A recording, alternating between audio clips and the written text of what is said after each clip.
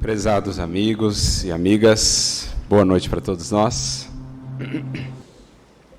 Que o Senhor nos abençoe com a sua doce paz, que a espiritualidade amiga encontre em nós um coração e uma mente abertos para que nos inspirem, para que nos preencham com novas ideias, com novos estímulos e forças para a caminhada da vida, para as boas lutas e provas da vida, as quais todos temos que facear. É uma alegria imensa para mim poder estar aqui em Marigá pela primeira vez para uma atividade doutrinária, tendo também a alegria de encontrar corações queridos que já conhecemos de alguma maneira pelos caminhos do Espiritismo, tendo a alegria de encontrá-los aqui presencialmente pela primeira vez e, claro, também a alegria de poder fazer novos amigos, conhecer a outros amigos nessa jornada pela doutrina espírita. Uma das coisas que mais fascina no Espiritismo é a lente de claridade que ele nos traz para contemplarmos tudo o que analisamos. Das situações mais comezinhas e banais da vida, aos movimentos e aos processos mais amplos e mais complexos da humanidade.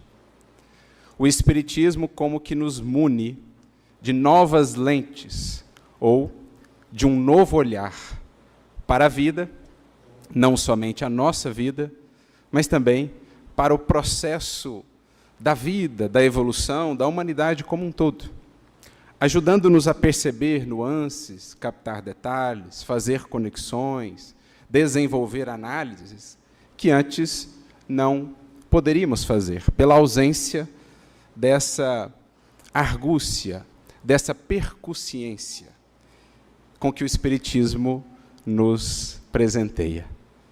Nesse sentido, portanto, lancemos um olhar panorâmico para a evolução da humanidade.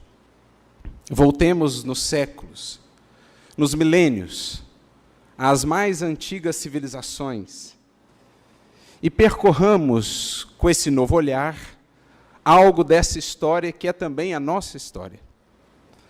Como sabemos muito claramente pela doutrina espírita, todos somos espíritos que muito temos vivido. Experiências inúmeras tivemos até aqui. Outras tantas, incontáveis, temos pela frente. A história da humanidade, portanto, é também a nossa história. Claro, cada espírito com a sua trajetória, com o que fez de si, com os caminhos que trilhou. Mas em estudando a humanidade como um todo, poderemos aprender muito a respeito de nós mesmos e, claro, também das leis divinas, da perfeição da obra de Deus. Em voltando no tempo, portanto, vamos encontrar essas civilizações, outrora imponentes, grandiosas. Hoje, a maioria delas já não mais existe.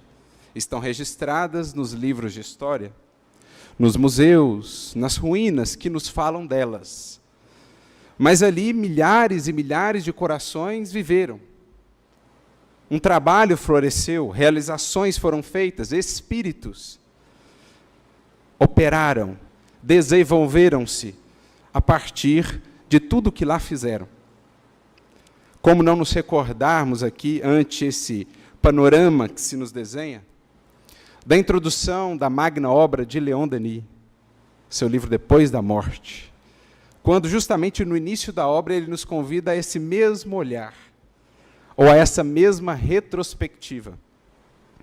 Vi deitadas em suas mortalhas de pedra e areia, as cidades da antiguidade. Ele fala-nos então de Cartago, da Sicília, da Cilícia, fala-nos da Grécia, fala-nos das tantas e tantas civilizações.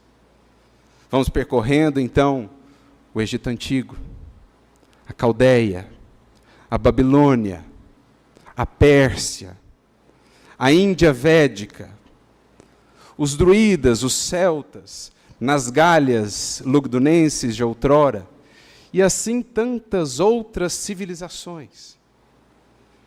Vamos vendo sim as suas realizações de ordem material, que nos chegaram através dos fastos da história, mas nos interessa, sobretudo, o movimento espiritual dos seres, o pensamento, os raciocínios, a busca, a ânsia pela verdade, por compreender a vida, por compreender aquelas forças soberanas que eram intuídas, embora ainda tão incompreendidas. E começamos então a identificar, nesse olhar panorâmico, alguns elementos que não nos são assim tão estranhos para nós hoje na doutrina espírita.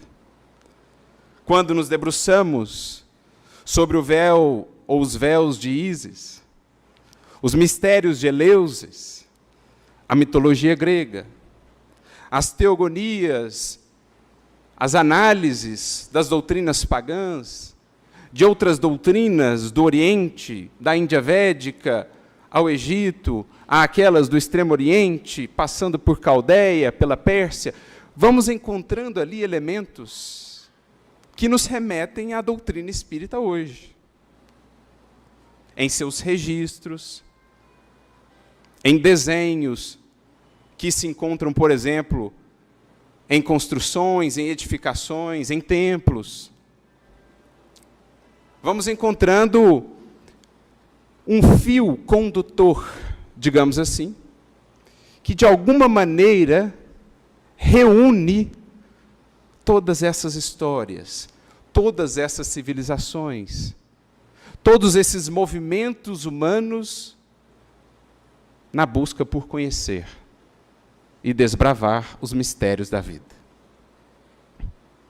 Aliás, mais uma vez, é isso que Leon Denis nos trará já no capítulo 1 da sua obra, Depois da Morte. Se na introdução ele nos convida a fazer esse olhar retrospectivo, contemplando a humanidade na sua senda evolutiva, logo no capítulo 1 da sua obra, ele nos convida a analisar essa doutrina secreta, ou, digamos assim, uma doutrina de caráter mais universal, que perpassa, que interliga todas essas doutrinas, que, embora tão diferentes nas formas com que se apresentavam, nos seus rituais, nas suas terminologias, nos seus templos, nas suas maneiras de cultivar o sagrado, embora as diferenças que ele vemos, se olharmos mais além, ou se olharmos pela ótica do Espírito, começaremos a enxergar os traços em comum, os pontos de conexão. Por isso, Denis nos fala das religiões, no plural, nesse primeiro capítulo, e da doutrina secreta, no singular. Como a nos dizer que no bojo de todas as religiões ou tradições espirituais, existem ali elementos universais. E, uma vez vencidos os desafios da forma, as aparentes contradições, vamos conseguindo notar que esses elementos estiveram ali presentes em todas essas civilizações, em todos esses empreendimentos. Questões que dizem respeito, por exemplo, à alma. Há um ser que sobrevive ao corpo. Isso veremos no Egito. Isso veremos lá entre os sacerdotes da Babilônia ou da Caldeia. A ideia universal do ser imortal. Por exemplo, a ideia da comunicabilidade com os seres incorpóreos, ou com os ditos mortos. Aqueles que, embora denominados mortos, como sabemos pela doutrina espírita, têm muito mais possibilidades do que nós outros, aqui tão limitados pela matéria. Mas também vamos ver esse elemento perpassar muitas e muitas culturas, com formas diferentes, com rituais ou liturgias diferentes, mas a essência, a ideia fundamental ali já estava. A comunicabilidade com o mundo espiritual, com o além. A ideia, por exemplo, de um corpo espiritual. De que esses seres, embora incorpóreos, ou seja, sem corpo físico, não estão totalmente desprovidos de um corpo que lhes dê uma determinada forma. Há, portanto, a ideia desse corpo nos desenhos que encontramos lá nos templos egípcios, nas pirâmides, como também nos estudos dos brahmanes e dos sábios hindus, como também nos registros dos celtas, dos druidas, da região das Gálias. Ou seja, muitos desses temas, desses assuntos primordiais a respeito do ser, da natureza, das leis naturais, da própria vida, que hoje o Espiritismo trata com mais amplo desenvolvimento, com horizontes mais desenvolvidos e esclarecidos para todos nós, já se encontravam há séculos a, de alguma maneira, orientar os espíritos na longa, na porfiada jornada de ascensão. Por isso entendemos o que Allan Kardec nos traz logo na introdução de O Evangelho segundo o Espiritismo. Na primeira parte da introdução, em determinado momento ele nos dirá: o Espiritismo se nos depara por toda parte na antiguidade e nas diferentes épocas da humanidade. O Espiritismo se nos depara em todos os tempos, em todas as civilizações, elementos que hoje o Espiritismo desenvolve em maior profundidade. Encontramos os seus vestígios, acrescenta ele, nos seus escritos, nas suas crenças, nos seus monumentos. De modo que, conclui, se ele, ou ao mesmo tempo que ele nos rasga novos horizontes para o futuro, projeta luz não menos viva sobre os mistérios do passado. Olha quão fascinante é essa perspectiva que Kardec nos traz do que seja a doutrina espírita, no seu ministério, na sua missão divina. Por um lado, sim, rasgar horizontes sublimes, esplêndidos para a humanidade terrestre. Fazer-nos ver a grandiosidade do que nos espera, do que é a nossa destinação enquanto filhos de Deus, por ora encarnados na terra, mas que não somos meramente cidadãos terrenos. Fala-nos o Espiritismo de nossa cidadania celeste, cósmica. Mais do que nos falar a respeito dela, vem nos ofertá-la, vem nos ensinar a conquistá-la, dizendo-nos: teu destino não é o pó, não é a matéria que perece. Teu destino é a imensidão cósmica. Teu destino, as estrelas, o cosmos ilimitado, a grandiosidade infinita da criação de Deus, as muitas moradas na casa do Pai. Horizontes que o Espiritismo nos rasga, nos abre em relação ao porvir. Mas também projeta ele luz não menos viva, como diz Kardec, sobre os mistérios do passado. E aí o que nós comentávamos logo ao início, algo de fascinante no Espiritismo.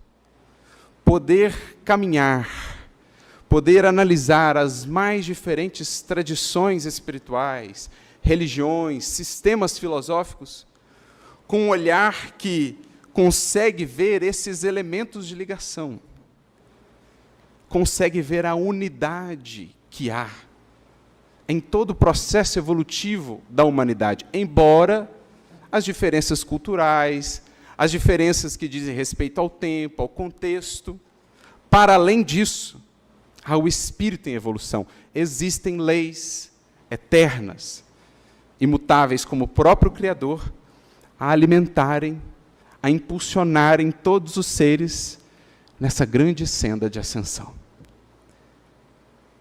De modo que se nos torna absolutamente fascinante e encantador, por exemplo, poder estudar Sócrates ou Platão à luz do Espiritismo, como Kardec mesmo fez também na introdução de O Evangelho segundo o Espiritismo, mostrando-nos como que muitos dos elementos que o Espiritismo hoje traz, de maneira conjunta, coesa, lá estavam na doutrina platônica ou na doutrina socrática, como já estavam também nas doutrinas dos egípcios ou nas comunidades celtas. Não por acaso vamos ver, não só Kardec, também Denis, como aqui já citado, mas vamos ver Kardec em artigos na Revista Espírita, a estudar as doutrinas célticas. Há um artigo, logo no ano de 1858, em que ele vai fazer uma comparação entre o Espiritismo e o Druidismo, apresentando ali um dos precursores da doutrina espírita, como Leon Denis faria tantas vezes em suas obras, ele que tinha um apreço, um carinho muito especial pelos celtas, pelos druidas, afinal de contas, viveram em outros tempos lá, o próprio Kardec, como sabemos. Vamos ver Kardec estudando o Islã em artigos na Revista Espírita. Vamos ver Kardec estudando Lao Tse na Revista Espírita.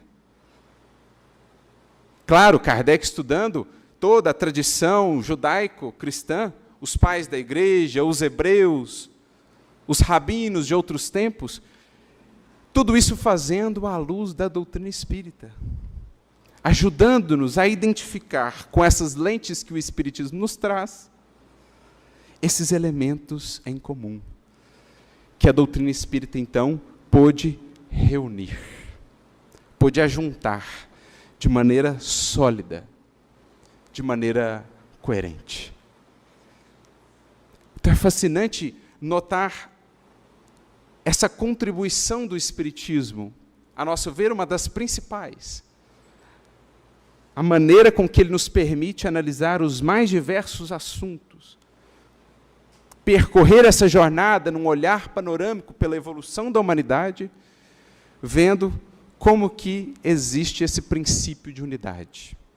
Vencidas as diferenças aparentes, as diferenças das formas, o mesmo processo que nutria, que estimulava a evolução num canto do mundo, a ser desenvolvido em outro canto do mundo, pela espiritualidade, toda ela, a espiritualidade na Terra, a serviço de uma unidade de propósitos que parte do Cristo, enquanto governador planetário. Então, olhar essa história, se encantar com ela, ver o trabalho moroso, o trabalho desafiador ao longo dos séculos, mas também sublime, olhar tudo isso é, em verdade, olhar para nós mesmos, porque essa história é a nossa. Todos os que aqui estamos, atendemos muito bem àquela frase que se encontra no Evangelho. Jesus, a indagar o Espírito, que obsidiava o indivíduo, lhe pergunta: qual o seu nome? Ao que ele responde, então, legião, porque somos muitos. Ali ele poderia até fazer uma referência aos muitos espíritos que obsidiavam aquela criatura, mas a sua frase não deixa de ter uma conotação profundamente simbólica e mais ampla. Cada um de nós somos esse conjunto, uma legião de experiências, de histórias, de conhecimentos que se sintetizam no que somos hoje.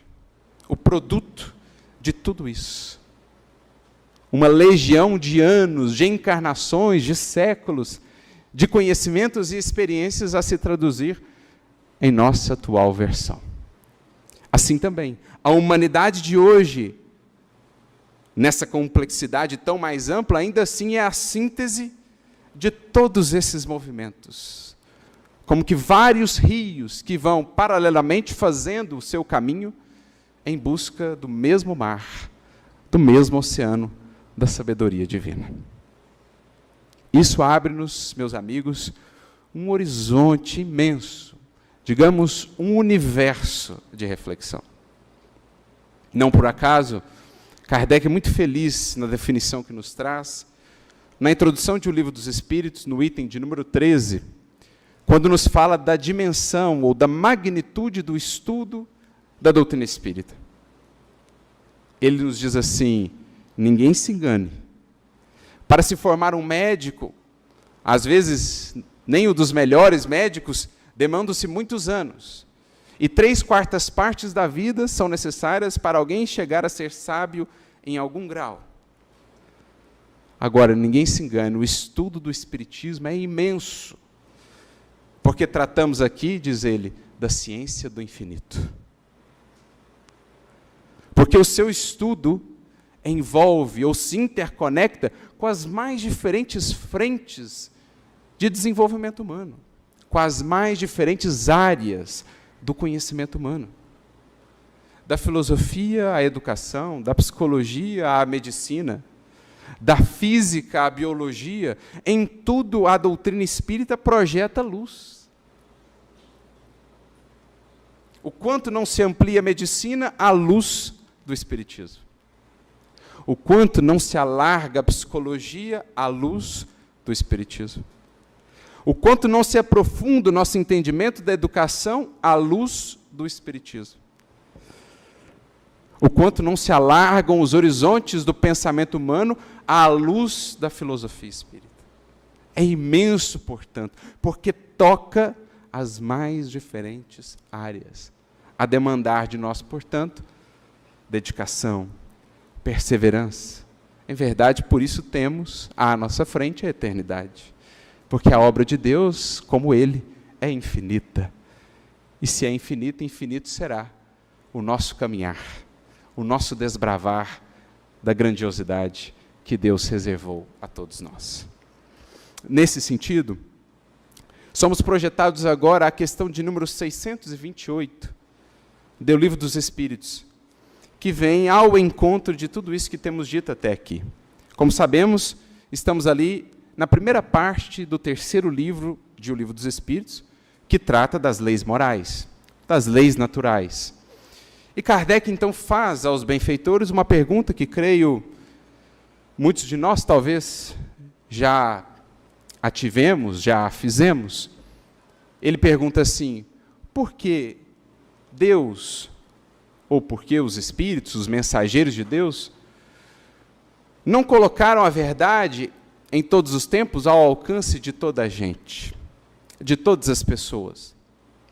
Porque a verdade ela vai sendo assim gradualmente acessada? Ao que os Espíritos então responderão a Kardec: a verdade é como a luz. É preciso habituar-se a ela, gradualmente, pouco a pouco. Caso contrário, ela mais ofusca ou deslumbra do que propriamente ilumina ou esclarece. Essa é uma síntese maravilhosa do que é o processo evolutivo em si.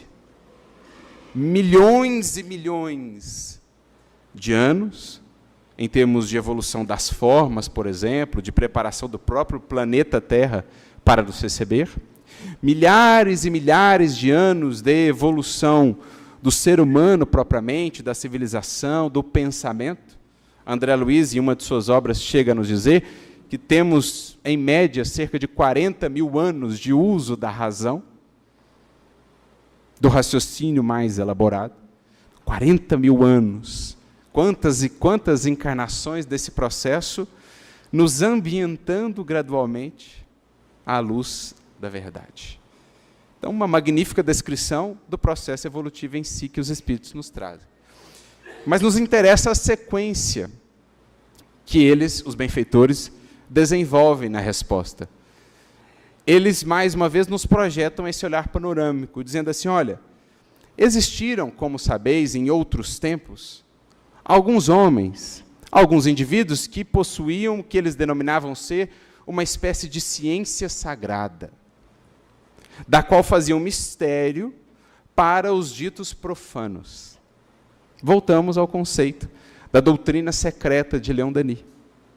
Os mistérios de Eleusis, os véus de Ísis, conhecimentos mais aprofundados sobre a natureza humana, sobre a mente, as forças da mente, do pensamento, que eram já debatidos há 3, 4, 5 mil anos, em círculos secretos, de iniciados, À multidão, muitas das vezes, conceitos assim mais iniciais, incipientes.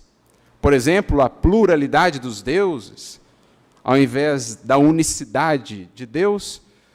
Para a multidão se apresentava esse conceito, como vemos no Egito, como vemos em outras tradições espirituais.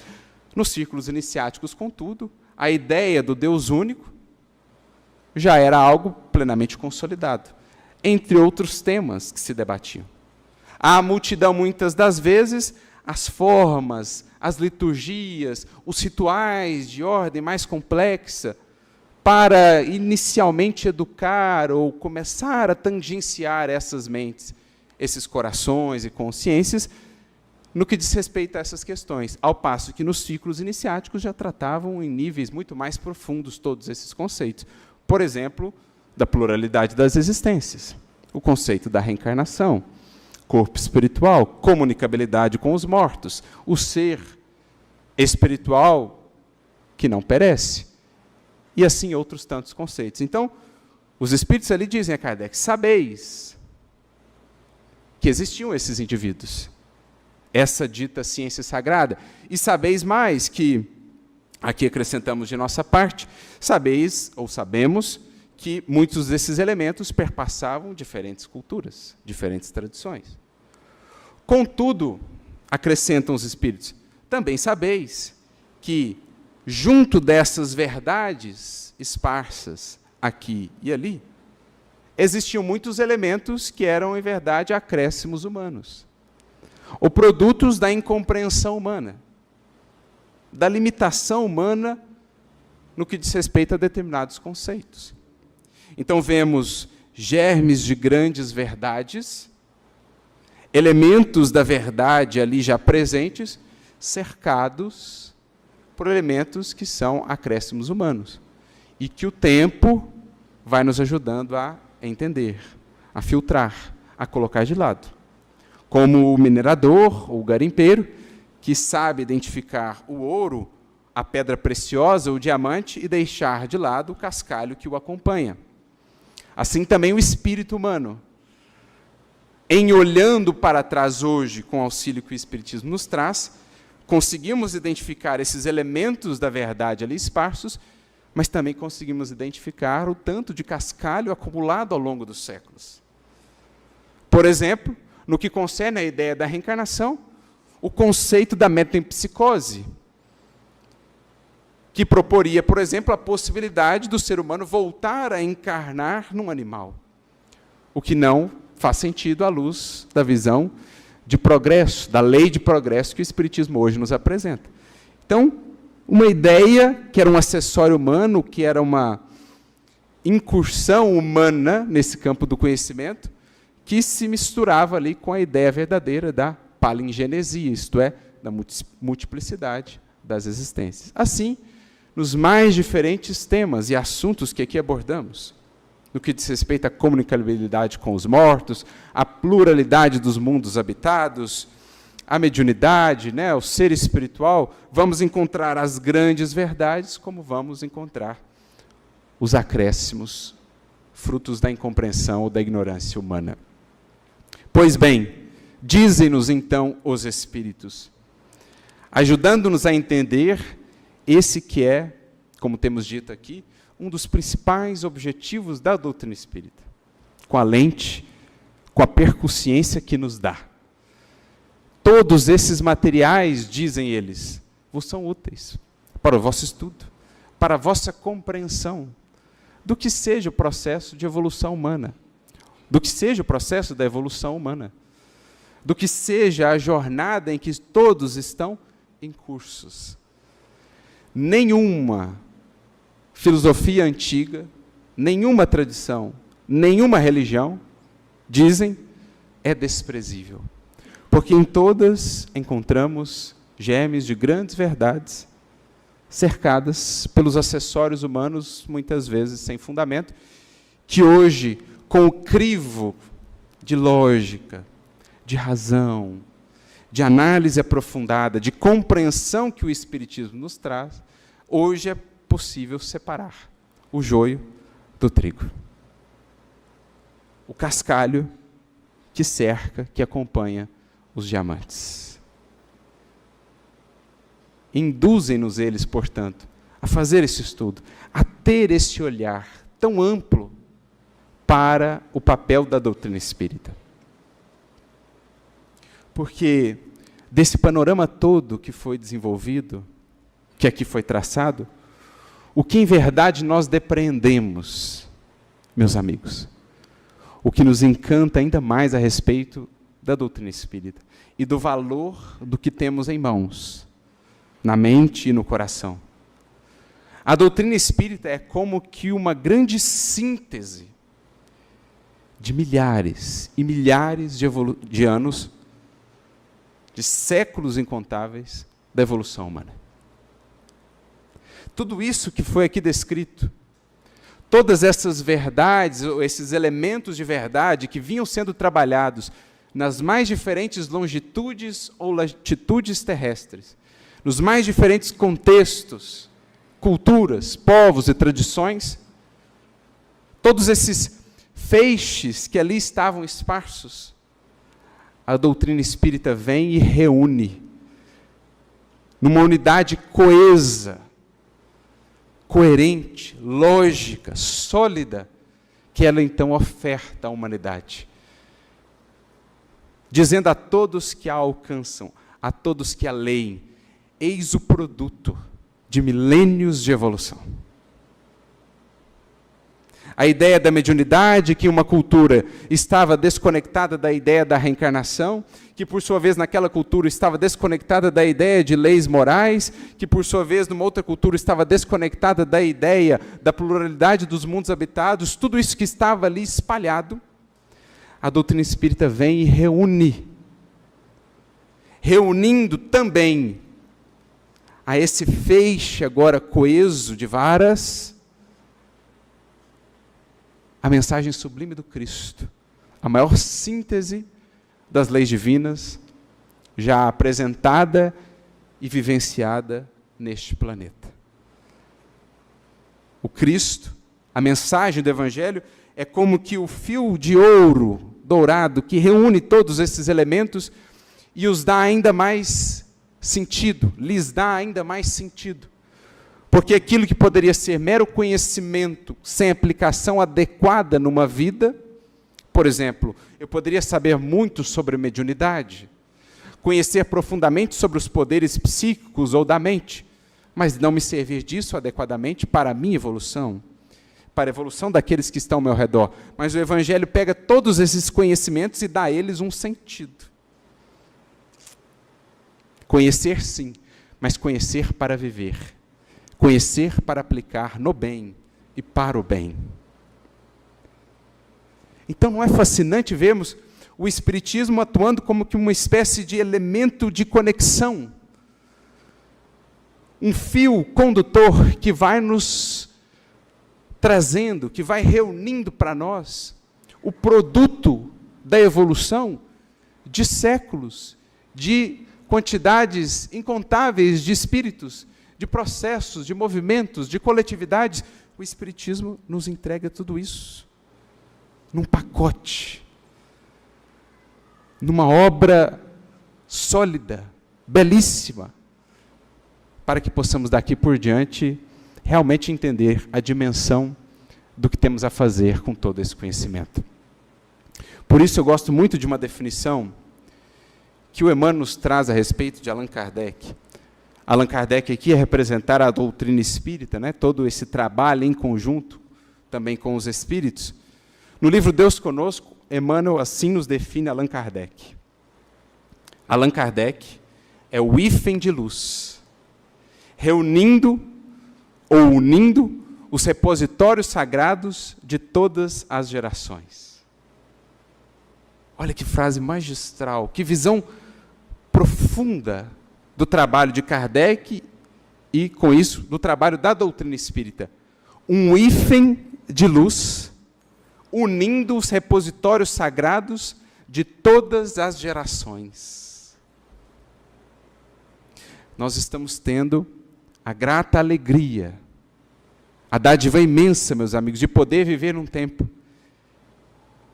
em que essa síntese já foi feita, em que essa síntese já chegou ao nosso coração e já aclarou a nossa consciência. Milhares de anos de evolução, o esforço hercúleo e gigantesco de inúmeros espíritos e coletividades, reunido por esse hífen de luz e nos entregue na forma das obras que podemos acessar, que estão tão ao alcance de nós, esperando somente a sua devida compreensão e, claro, a sua justa aplicação. Vejamos, portanto, o tempo em que vivemos. A hora grave pela qual passa a humanidade, não por acaso, tantas vezes, dizem-nos os Espíritos. Também Kardec, os Espíritos que vieram depois, por meio dos médiuns, que têm colaborado para a continuidade do desenvolvimento da doutrina espírita, são chegados os tempos.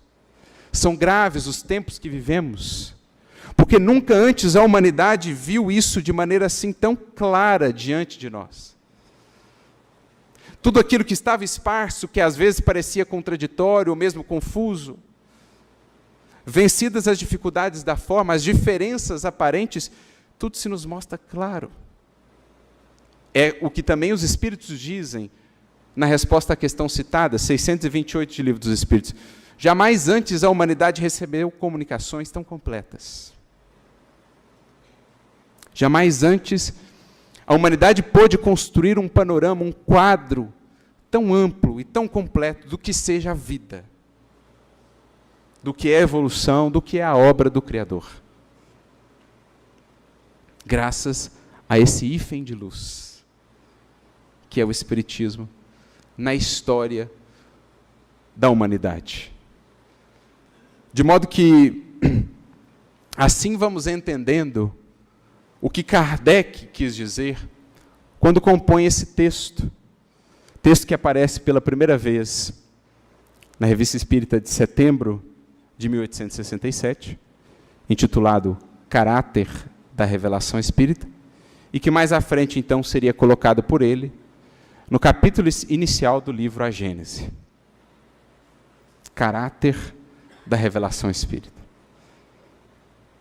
A última das chamadas obras básicas de Kardec, em que ele faz um olhar retrospectivo, nesse primeiro capítulo, sobre o que havia sido o seu trabalho até ali, claro, também o trabalho dos Espíritos, na composição da doutrina espírita.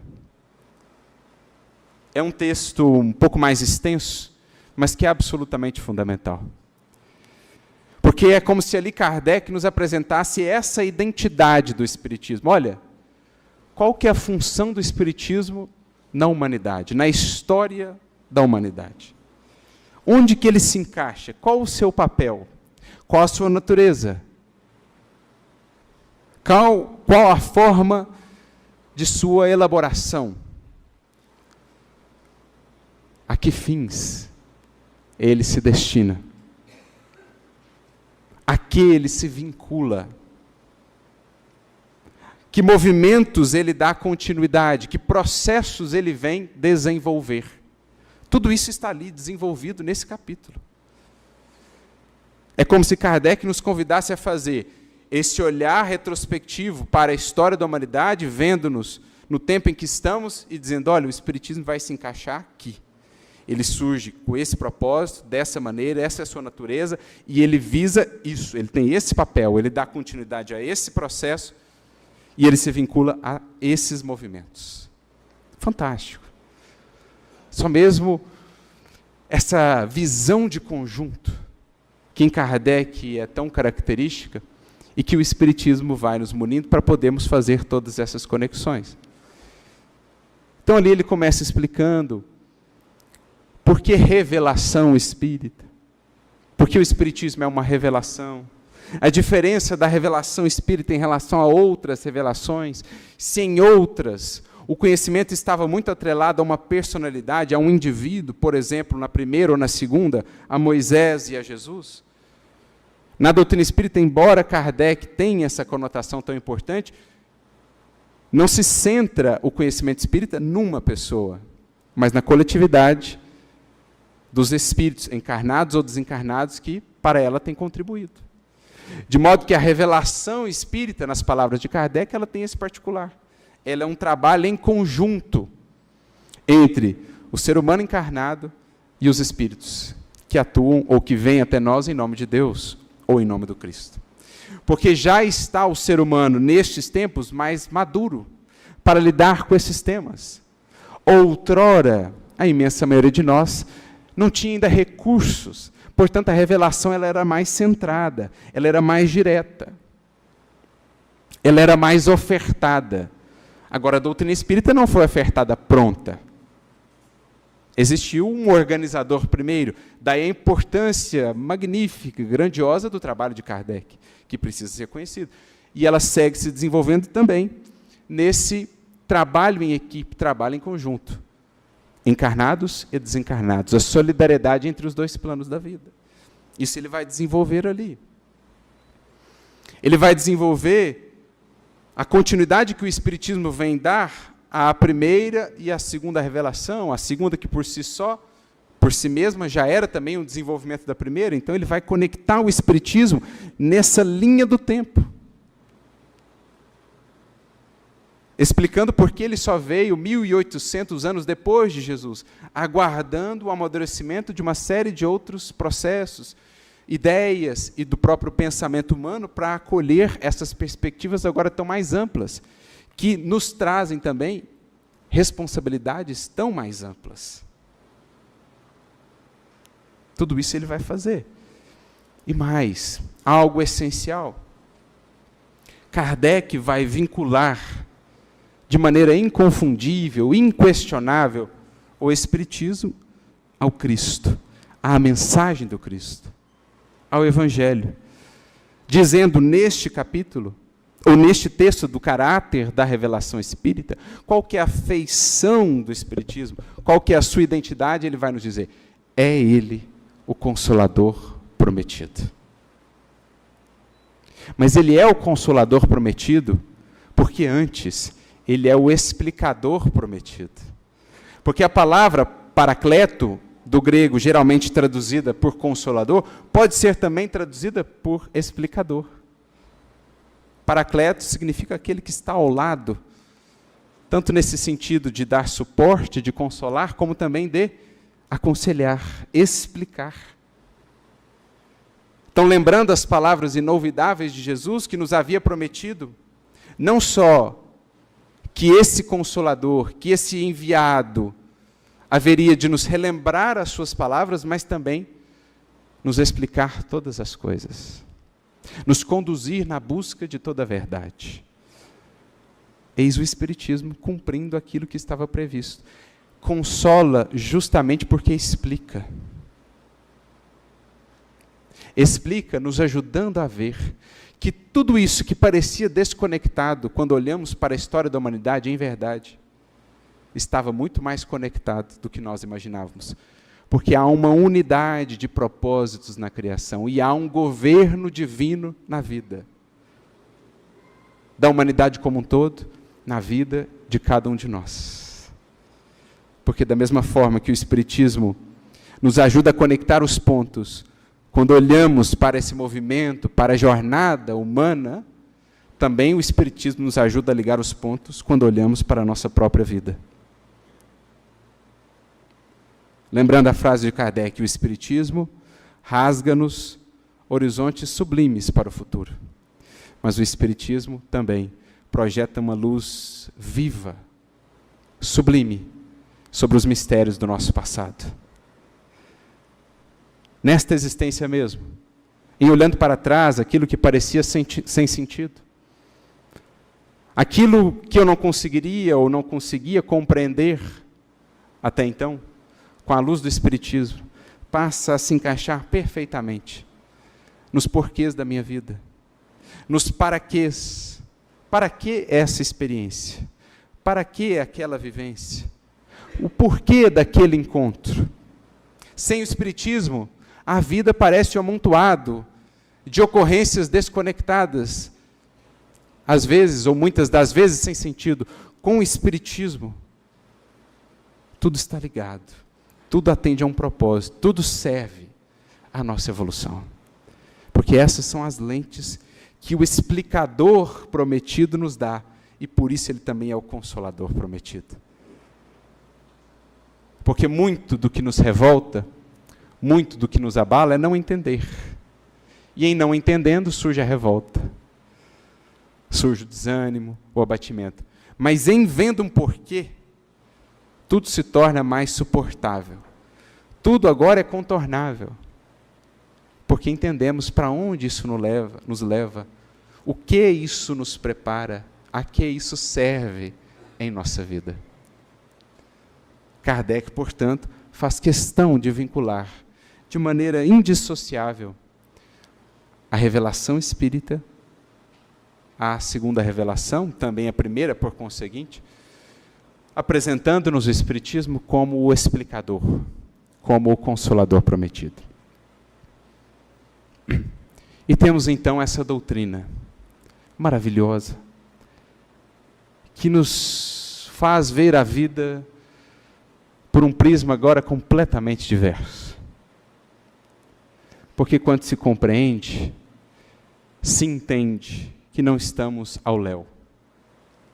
Quando se compreende que o que nos parecia a força cega do acaso é, em verdade, a força divina de uma providência que nos ama a todos e a todos nos conduz, então não há mais um sentimento de solidão. Não há mais um desconsolo, porque vemos a mão divina, a presença do Cristo a nos conduzir por todas as circunstâncias aqui ou até aqui já vividas. Olhamos para trás e vemos o que já superamos, e disso tiramos a medida de força que teremos para superar o que virá, ou o que estamos vivendo. Se até hoje já superamos tudo o que vivemos e aqui estamos, também haveremos de superar tudo o que vier, aqui ou além, no corpo ou fora dele, porque agora o Espiritismo nos faz ver a vida tal qual ela é, vida que abunda em toda parte, vida que nunca fenece. O Espiritismo deu-nos, meus amigos, entregou-nos esse quadro belíssimo da obra divina, em reunindo todos esses elementos esparsos e nos ajudando a ver a vida agora nesses termos. Como Kardec conclui esse capítulo por nós citado. Ele diz assim: achando madura a humanidade para penetrar o mistério do seu destino e contemplar a sangue frio novas maravilhas, Deus permitiu que fosse erguido o véu que ocultava o mundo invisível ao mundo visível. Então, o que outrora eram os mistérios de Eleusis, estava por detrás dos véus de Ísis, ou estava revestido pelo simbolismo de parábolas, das histórias mitológicas, o Espiritismo vem nos mostrar face a face. Não mais vendo como por espelho em enigma, como nos dizia Paulo, mas agora vendo face a face. Porque esse é um dos outros objetivos fundamentais do Espiritismo, como nos dizem os benfeitores, também em O Livro dos Espíritos. Um dos nossos primordiais objetivos é justamente fazer com que vocês possam agora compreender inequivocamente as palavras de Jesus. Ou todos esses mistérios do passado, para que ninguém mais possa pretextar ignorância. Para que, tendo o conhecimento dessa vida para além dos sentidos, para além da estreiteza sensorial, cada um possa saber de fato onde está, de onde vem, para onde vai. O porquê sofre, o porquê luta, para onde se destina, tudo isso vai se encaixando na nossa vida. Já não mais podemos pretextar ignorância. Porque, como disse aqui Kardec, Deus já nos considerou maduros o suficiente para lidar com tais conhecimentos. Por isso, jamais antes os véus nos foram tão desvelados ou abertos assim. As manifestações, prossegue ele, nada têm de extra-humanas. É a humanidade espiritual que vem conversar com a humanidade corpórea e dizer-lhe. E aqui, a bela síntese que Kardec nos faz. Nós existimos, logo o nada não existe. Eis o que somos e o que sereis. O futuro vos pertence, como a nós. Caminhais nas trevas, vimos clarear-vos o caminho e traçar-vos o roteiro. Andais ao acaso, vimos apontar-vos a meta. A vida terrena era tudo para vós, porque nada víeis além dela. Vimos dizer-vos, mostrando a vida espiritual, a vida terrena nada é. A vossa visão se detinha no túmulo. Nós vos desvendamos, para além deste, um esplêndido horizonte. Não sabíeis por que sofreis na terra. Agora, no sofrimento, vedes a justiça de Deus. O bem não produzia nenhum fruto aparente para o futuro. Doravante, ele terá uma finalidade e constituirá uma necessidade. A fraternidade, que não passava de bela teoria, assenta agora numa lei da natureza. Sob o domínio da crença de que tudo acaba com a vida, a imensidade é o vácuo. O egoísmo reina soberano entre vós, e a vossa palavra de ordem é cada um por si.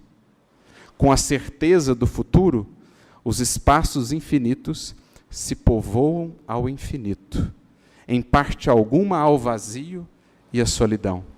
A solidariedade liga todos os seres, a quem e além da tumba. É o reino da caridade, sob a divisa, um por todos e todos por um. Enfim, ao termo da vida dizieis, eterno adeus, aos que vos são caros. Agora simplesmente direis, até breve. Eis a síntese magnífica do Espiritismo, que o Espiritismo nos entrega. Passados séculos, milênios de elaboração de todas essas ideias, de fermentação desse processo evolutivo, que agora culmina na magistral síntese da doutrina espírita, reunida pelo hífen de luz, que é Allan Kardec, aquele que conecta ideia a ideia, palavra a palavra, conceito a conceito, mostrando-nos todos reunidos numa só coisa, a lei divina, una, eterna e imutável, que vigora aqui nesta terra, como na mais longínqua constelação. É o que a doutrina espírita nos entrega, meus amigos. É o que está em nossas mãos, em nosso coração. Tais são, em resumo, acrescenta Kardec, os resultados da revelação nova. Ou seja, esse é o caráter da revelação espírita. Essa é a sua identidade, é a sua feição, que veio encher o vácuo que a incredulidade havia cavado, levantar os ânimos abatidos pela dúvida ou pela perspectiva do nada, e dar a todas as coisas uma razão de ser. Mais à frente ele ainda dirá, os frutos que o homem deve colher da nova revelação não dizem respeito tão só à vida futura. Ele os saboreará na terra, pela transformação que estas novas crenças hão de necessariamente operar no seu caráter, nos seus gostos, nas suas tendências e, por conseguinte, nos hábitos e nas relações sociais. Ou seja, toda essa explicação, toda essa nova compreensão, em modificando o caráter da criatura, há de modificar gradualmente o caráter da própria humanidade, da própria coletividade humana em jornada de ascensão. Pondo fim ao reino do egoísmo, do orgulho e da incredulidade, elas preparam o do bem, que é o reino de Deus anunciado pelo Cristo. Assim finda Kardec esse capítulo essencial para entendermos a grandeza que nos é ofertada como produto dos séculos, como fruto bendito de tantos suores, de tantas lágrimas, de tantos esforços, de quantos nos antecederam ou de nós mesmos que em outros tempos labutávamos por essa jornada de compreensão e de ascensão. Eis, meus amigos, o Espiritismo. Compreender a magnitude, portanto, com que ele se nos apresenta aqui, é compreender também a magnitude do que nos cabe fazer. Horizontes sublimes pela frente, uma compreensão mais ampla do que está na retaguarda, para que a nossa atuação no presente seja ainda mais coerente, mais dedicada, amplificando, espargindo para o mundo essa compreensão que não pode ficar retida. Reduzir o Espiritismo em nossa vida à mera visita à casa espírita é diminuí-lo imensamente. Reduzir o Espiritismo em nossa vida à simples obrigação semanal é simplesmente desprezar esses milênios de evolução que nos foram entregues na forma dessas obras, dessas palavras sublimes que o hífen de luz a todos nos entregou. É preciso tenhamos uma noção mais ampla da grandiosidade do Espiritismo e da responsabilidade que ele projeta para todos nós. Nesse sentido, me recordei de uma mensagem pela qual passávamos recentemente, mais uma vez, no manancial sublime da Revista Espírita, que tantos conteúdos nos traz, né, que tanto amplifica a nossa visão em torno do Espiritismo. Recordei-me dessa mensagem do Espírito São Luís, que está na Revista Espírita de novembro de 1863. E o título é A Nova Torre de Babel. Você pode pensar, o que isso tem a ver com o Espiritismo? A Nova Torre de Babel. Pois bem, São Luís vai fazer aqui conosco um estudo de caso, ou uma aplicação direta de tudo aquilo que a gente estudou até aqui. Os Espíritos, lá em O Livro dos Espíritos, por exemplo, nos orientando, olha, nenhum sistema antigo de filosofia, nenhuma tradição, nenhuma religião do passado é desprezível, porque ali encontrareis germes de grandes verdades. Só que muitas das vezes ocultos sob os véus do símbolo. Então, quantas coisas, por exemplo, a gente vai aprender com a mitologia grega à luz do Espiritismo? É fascinante. Você pega o caso de Odisseu, por exemplo, na embarcação, passando pelo Mar das Sereias, atado ao mastro para resistir o canto das sereias. Olha que reflexão profunda, o espírito em luta contra as tentações materiais, atado ao mastro do dever, que representa a verticalidade, compromisso com o alto, para não ceder e mergulhar no mar da matéria, da materialidade. Então veja, retira o véu. O Espiritismo nos ajuda a retirar o véu. A mesma coisa com as Escrituras. Várias vezes, os Espíritos nos levam ao Antigo Testamento, ou ao Novo Testamento, à luz do Espiritismo, para vermos a grandeza dos conceitos que ali já estavam, embora por nós, em outros tempos, não alcançados. Ou equivocadamente interpretados, porque interpretados muito ao pé da letra, muito superficialmente. Agora, à luz do Espiritismo, voltamos ao passado com essa luz tão viva que o Espiritismo projeta. Então vamos lá à Torre de Babel, a esse símbolo que está no livro de Gênesis, capítulo de número 11. São Luís nos diz assim, revelando aquilo que Kardec nos trouxe em O Caráter da Revelação Espírita. Ele começa dizendo assim, São Luís, o Espiritismo é o cristianismo da Idade Moderna. Porque o Espiritismo vai pegar a mensagem do Cristo e vai destrinchá-la, vai aclará-la, vai explicá-la.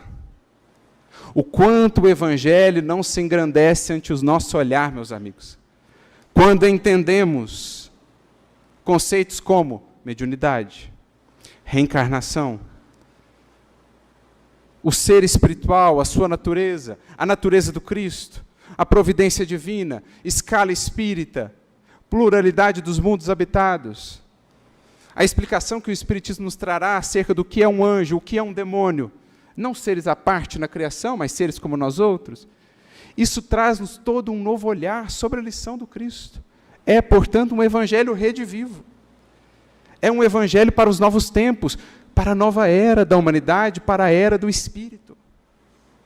E muitos dos conceitos que sobre o evangelho estabelecemos, pelo Espiritismo serão renovados. Como Kardec fará no capítulo citado acerca, por exemplo, de um dos temas mais importantes da teologia tradicional, que é o conceito de pecado original. Pela falha de dois, todo mundo sofreu as consequências, à luz do Espiritismo, da responsabilidade individual, da lei de progresso. Não faz sentido. O que é o pecado original? Pecado original, então, serão o resultado que fizemos de nós. O acumulado de nossos vícios e de nossas tendências. Por isso, Kardec, lá no caráter da revelação espírita, não fala só de pecado original, ele fala de virtude original. Porque se temos vícios que trazemos de outras existências, também temos já virtudes. Então existe também, à luz do Espiritismo, uma virtude original. Não porque Deus aquinhoou esse espírito com essa virtude. Não porque Deus presenteou alguns com uma virtude e outros não. Não. O que cada um fez de si. Então veja, que nova perspectiva sobre o cristianismo. Sobre a mensagem do Cristo. Por isso São Luís nos diz, o Espiritismo é o cristianismo da idade moderna. 18 séculos de amadurecimento do pensamento humano, para que, enfim, o explicador pudesse vir. Outrora Jesus disse aos discípulos, olha, muitas coisas ainda vos teria a dizer, mas por hora não poderia suportar. Mas Deus já achou-nos habilitados a lidar agora com esses novos horizontes. Continua São Luís, deve restituir às tradições o seu sentido espiritualista. Então, tudo que a gente construiu na tradição cristã, esses conceitos todos que fomos desenvolvendo acerca do Evangelho, na teologia, por exemplo, o Espiritismo vai nos ajudar a ter um olhar mais espiritual, mais profundo. Tá, a gente não abandona de todo a ideia de pecado original, mas a gente vai entender ela numa outra perspectiva. Tá, a gente não abandona de toda a ideia de anjos e demônios, mas vamos entendê-los em outra perspectiva. Tá, não vamos abandonar a ideia de ressurreição, mas vamos entendê-la numa outra perspectiva. É isso que ele quer dizer, restituir às tradições o seu sentido espiritualista. Um sentido mais profundo, menos material, menos superficial de interpretação. Outrora, o espírito se fazia carne. Hoje, a carne se faz espírito, para desenvolver a ideia gigantesca que deve renovar a face do mundo. Ou seja, outrora, muitos dos conceitos espirituais, nós os interpretávamos muito literalmente, fazendo do espírito carne, ou seja, materializando ideias espirituais. Por isso, um apego tanto às formas, aos rituais, aos templos materiais. Agora, a carne se faz espírito. O que era entendido muito materialmente ou superficialmente, agora a gente vai espiritualizar o conceito. Então, quando Jesus fala que aquilo era a sua carne, aquilo era o seu sangue, nós vamos entender num sentido mais espiritual. Quando Jesus fala que é chegado o tempo de adoração em espírito e em verdade, nós vamos entender, então, que o templo fundamental é o próprio ser, é o próprio espírito. E que a chave para a salvação não é o cumprimento de determinados ritos materiais, mas antes, o desenvolvimento do espírito. O templo que outrora, aos tempos de Jesus, por exemplo, estava consagrado ao sacrifício de animais, julgando assim honrar a Deus, agora nós vamos espiritualizar essa ideia, é sacrificar a nossa animalidade. Então veja, olhamos para trás e tudo que era muito material, que tinha ali verdades, germes de verdades ocultas, nós vamos espiritualizando. Por quê? Porque o Espiritismo nos faz entender. O Espiritismo nos dá a chave de entendimento de leis universais. E agora a gente entende o texto à luz dessas leis. Por isso, prossegue São Luís. Mas à festa da criação espírita sucederão a perturbação e o orgulho dos diversos sistemas, que, desprezando os sábios ensinamentos, levantarão uma nova torre de Babel, obra de confusão, logo reduzida a nada, porque as obras do passado são o penhor do futuro, e nada se dissipa do tesouro de experiências amontoadas pelos séculos. Gente, só essa mensagem aqui de São Luís, em verdade, daria um seminário. Mas a gente quis conectar ela aqui a todo esse contexto, porque é esplêndido o que está sendo dito aqui. O que é a ideia da Torre de Babel? Quem já pôde estudar, lá Gênesis capítulo 11. Diz o texto no seu simbolismo que a humanidade falava toda ela uma mesma língua. E eles quiseram então erguer uma torre cujo cume alcançasse os céus. E chegando lá, fizessem para si um nome para que não fossem separados e espalhados por toda a terra. A ideia é profunda, porque representa o ser humano num anseio de unidade, de crescimento que não envolva Deus.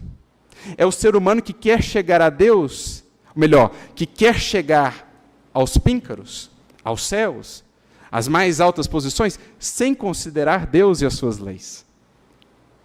Então, um anseio de unidade sem o Espírito, sem a compreensão da lei divina. É o ser humano que se considera autossuficiente, autônomo, que prescinde de Deus para elevar-se às suas grandezas e aos seus desejos.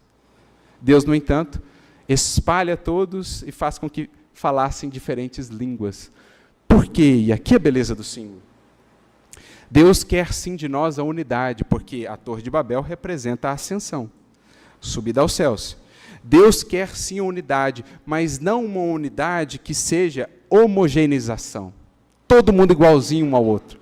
Deus quer que saibamos encontrar unidade apesar das línguas diferentes, apesar das diferenças. Ou seja, uma unidade construída nas bases do amor, da compreensão, da verdade que é vista em todas as partes, os seus elementos, quando aprendemos a fazer essas conexões. Vendo que essa verdade que aqui se fala num termo, lá numa outra cultura se fala ou se apresenta num outro termo. Há uma unidade pautada na compreensão e no amor. Não precisamos falar todos a mesma língua, ter todos o mesmo culto para construir unidade. Esse é o espírito da passagem. E é bem o espírito do que o Espiritismo vem fazer. Porque Kardec, os espíritos nos dirão, quando falam da missão do Espiritismo, da sua contribuição para o progresso da humanidade, não tem a intenção o Espiritismo de tornar todos espíritas no sentido de rotulação. Quer o Espiritismo contribuir com todas as religiões, com todas as frentes de pensamento humano, ajudando as criaturas a ver os elementos de conexão. As diferentes formas, diferentes termos, diferentes expressões, mas as ideias fundamentais e universais sendo as mesmas. Apesar das aparentes diferenças, ou mesmo contradições, a unidade que pode ser construída no amor e na busca das verdades fundamentais da vida, apesar das diferenças de culto, de forma, de apresentação. Então, São Luís aqui diz, olha, depois do Espiritismo ainda persistirá a humanidade nesse intento da Torre de Babel. O outro que quer converter o um, aquele que quer converter o outro a pensar igualzinho ele, da mesma forma, com o mesmo rito, com o mesmo rótulo, mas não.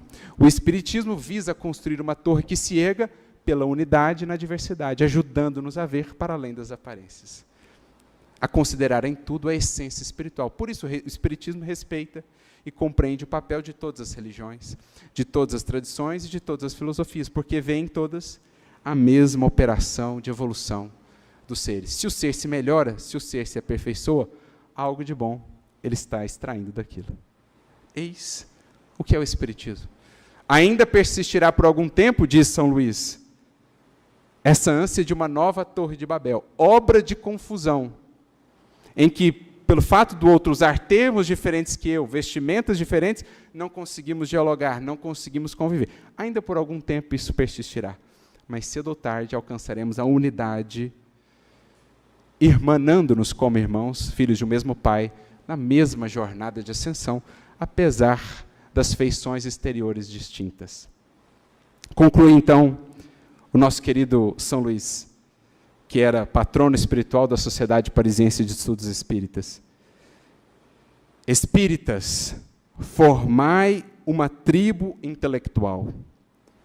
Lembrando o trecho antes que ele havia dito, ó, as obras do passado são o penhor do futuro, e nada se dissipa do tesouro de experiências amontoadas pelos séculos.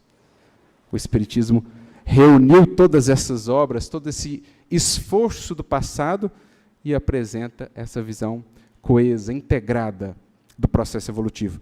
E então ele nos diz: espíritas, formai uma tribo intelectual. Aqui penso, São Luís nos convida a um trabalho, a um mistério que deve ser o nosso também. Comunicamos o Espiritismo a nós espíritas. Falamos do Espiritismo, o estudamos em nossos arraiais. Mas é imprescindível saibamos levar a contribuição espírita para além do Espiritismo enquanto movimento humano.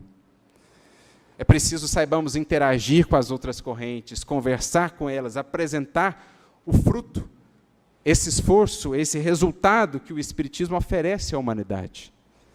Por isso felicitamos-nos muito com o alcance do livro espírita, para além dos arraiais espiritistas, explicando, orientando, aclarando horizontes mentais. Alcance esse já tão amplo no Brasil, mas que vai se aumentando também lá fora. Livros que vão ganhando prêmios, como, por exemplo, recentemente o livro Pão Nosso, o livro Boa Nova, ganhando premiações nos Estados Unidos, com as traduções em inglês. Felicitamos-nos com o livro espírita, felicitamos-nos com o filme espírita, que leva esse entendimento da reencarnação, da vida no mundo espiritual, dos processos de influenciação que vai permeando a nossa cultura.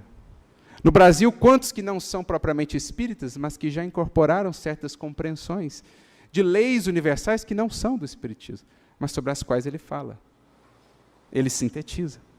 Então, quando ele nos convida aqui a formarmos uma tribo intelectual, a nosso ver, ele quer nos dizer: olha, organizemos-nos também para dar a contribuição do espiritismo à humanidade. Falemos dele, apresentemos ele a outras correntes, em outros ambientes, porque esse é o papel dele, é unir, é ser um hífen entre as mais diversas doutrinas e compreensões da vida. E aí ele faz uma menção aqui à simbologia lá do Êxodo, né? Segui vossos guias mais docilmente do que fizeram os hebreus. Nós também vimos livrar-vos do jugo dos filisteus e vos conduzir à terra prometida. Uma jornada aqui espiritual, e não propriamente a jornada material daquele povo em outrora. Às trevas das primeiras idades sucederá a aurora, e ficareis maravilhados ao compreender a lenta reflexão das idades anteriores sobre o presente. As lendas renascerão enérgicas como a realidade, e adquirireis a prova da admirável unidade, garantia da aliança contraída por Deus com todas as suas criaturas. Então, olha, as lendas renascerão enérgicas como a realidade. Porque o que outrora era tomado por magia, por doutrinas secretas, o Espiritismo agora nos faz ver o que era realidade e o que era acréscimo humano.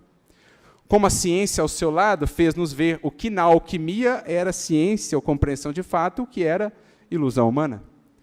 Como a astronomia nos fez ver o que na astrologia era, de fato, ciência e compreensão da lei divina, o que era acréscimo humano. Assim, o progresso em todas as frentes. Eis também a contribuição do Espiritismo, fazendo-nos ver a lenta reflexão das idades anteriores sobre o tempo presente.